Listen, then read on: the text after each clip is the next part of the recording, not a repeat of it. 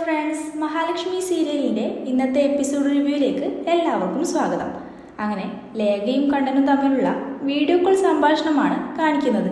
കണ്ണൻ ലേഖയോട് പറയാണ്, നീ വിഷമിക്കുകയൊന്നും വേണ്ട, ഇന്നിപ്പോൾ ഇങ്ങോട്ട് മഞ്ജുവിനെ വിട്ടയച്ചതിന് പുറകിൽ നീയാണെന്ന് ഞങ്ങൾക്ക് നന്നായിട്ടറിയാം. കുഞ്ഞിനെ കാണാതിരിക്കാൻ പറ്റുന്നില്ലല്ലേ? ദേ നോക്ക്, നാളെ ഞങ്ങൾ രാവിലെ തന്നെ കുഞ്ഞുമായിട്ട് അങ്ങോട്ട് വരും. പിന്നെ നീയാണ് അതിൻ്റെ അമ്മ. മഹി നാളെ എൻ്റെ കൂടെ ഓഫീസിലേക്ക് വരികയാണ്. ഇത് കേട്ട ലേഖ സന്തോഷത്തോടെ പറയാണ്, അത് മതി, ഞാൻ എൻ്റെ നീലമോളെ ഒറ്റയ്ക്ക് നോക്കിക്കോളാം. ലേഖ ജാനമ്മയെക്കുറിച്ച് പറയാണ്, ആ ജാനമ്മ വന്നില്ലെങ്കിലും കുഴപ്പമൊന്നുമില്ല. ഇത് കേട്ട കണ്ണൻ പറയാണ്, അവർ വന്നോട്ടെ, നിനക്കൊരു സഹായമാകുമല്ലോ.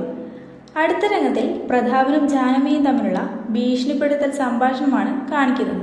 പ്രതാപൻ ജാനമ്മയോട് പറയാണ്, ആ കുഞ്ഞിനെ നിങ്ങൾ ഞങ്ങളെ ഏൽപ്പിക്കണം. നിങ്ങൾ ആ വീട്ടിൽ പോയതിനു ശേഷം ഒരാൾക്ക് എടുത്തിട്ട് പോകാൻ പാകത്തിന് വേണം കുഞ്ഞിനെ കിടത്താൻ. ആ ഒരൊറ്റ കാര്യം മാത്രം നിങ്ങൾ ചെയ്തു തന്നാൽ മാത്രം മതി. ആർക്കും നിങ്ങളുടെ മേലെ ഡൗട്ട് പോലും തോന്നില്ല. ഇത് കേട്ട പ്രതാപൻ പറയാണ്, എൻ്റെ ഒരാൾ അവിടേക്ക് വരും. കൃത്യമായി തന്നെ നിങ്ങൾ ആ കുഞ്ഞിനെ അവിടെ വെക്കുകയാണെങ്കിൽ അയാൾ ആരും അറിയാതെ എടുത്തിട്ട് പോകും.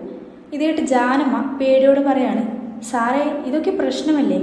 ആ കുഞ്ഞിനെ വെറുതെ വിട്ടൂടെ? എന്തിനാ അതിനിങ്ങനെ ദ്രോഹിക്കുന്നത്?